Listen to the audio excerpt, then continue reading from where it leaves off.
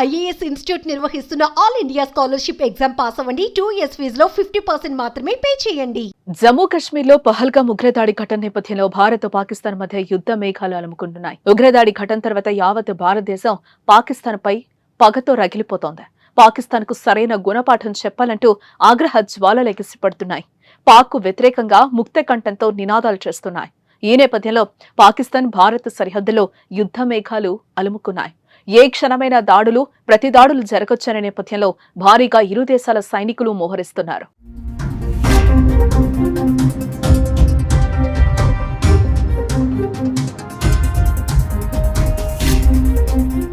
పహల్గాంలో పాక్ ఉగ్ర సంస్థ the resistance force చేసిన మారణ హోమంతో ప్రతి ఒక్క భారతీయుడి రక్తం మరిగిపోతోంది.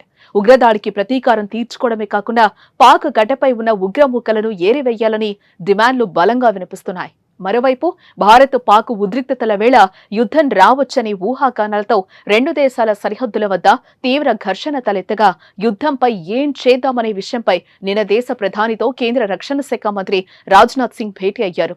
సుమారు 4 గంటల పాటు జరిగిన ఈ సమావేశంలో పాకిస్తాన్తో యుద్ధానికి ముహూర్తం ఫిక్స్ చేసినట్టుగా తెలుస్తోంది.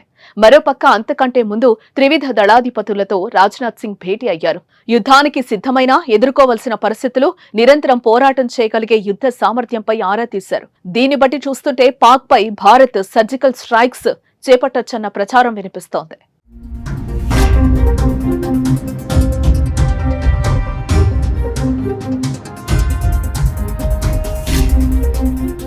అటు పహల్గామ్ దాడితో భారత్ పాకిస్తాన్ సరిహద్దులో యుద్ధ మేఘాలు కమ్ముకుంటున్న నేపథ్యంలో భారత్ దాడి చేస్తోందనే భయంతో పాకిస్తాన్ ముందు జాగ్రత్త చర్యలు తీసుకుంటోంది. ఇప్పటికే సరిహద్దుల్లో అదనపు బలగాలను మోహరించినట్లు వార్తలొస్తున్నాయి. టర్కీకి చెందిన కొన్ని C-130 హెర్క్యులస్ విమానాలు పాక్లో ల్యాండ్ అయ్యాయి. ఈ విమానాల్లో సైన్యానికి అవసరమైన సామగ్రిని తీసుకొచ్చినట్లుగా తెలుస్తోంది. దీనికి తగినట్లుగానే భారత్ ఏ క్షణమైనా పాక్పై దాడులు చేయొచ్చని, తిప్పికొట్టేందుకు సిద్ధంగా ఉండాలని పాక్ మంత్రి ఖవాజా వ్యాఖ్యలను బట్టి చూస్తుంటే యుద్ధం తప్పదనే సంకేతాలు కనిపిస్తున్నాయి. మరోపక్క పాక్ కవింపు చర్యలకు సిద్ధంగా ఉన్నామంటూ భారత ఆర్మీ అంటోంది. మిషన్ రెడీ, ఎప్పుడైనా ఎక్కడైనా ఎలాగైనా దేనికి భయపడం, ఏది మమ్మల్ని ఆపదు, ఎల్లప్పుడూ సిద్ధంగానే అంటూ సైనికుల విన్యాసాలకు సంబంధించిన ఒక వీడియోను షేర్ చేసింది.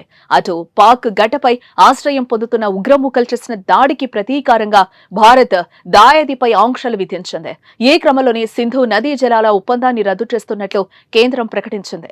దీంతో ఇప్పటికే నీటి కటకటతో అల్లాడిపోతున్న పాకిస్తాన్ ఎడారిలా మారే పరిస్థితులు రానున్నాయి.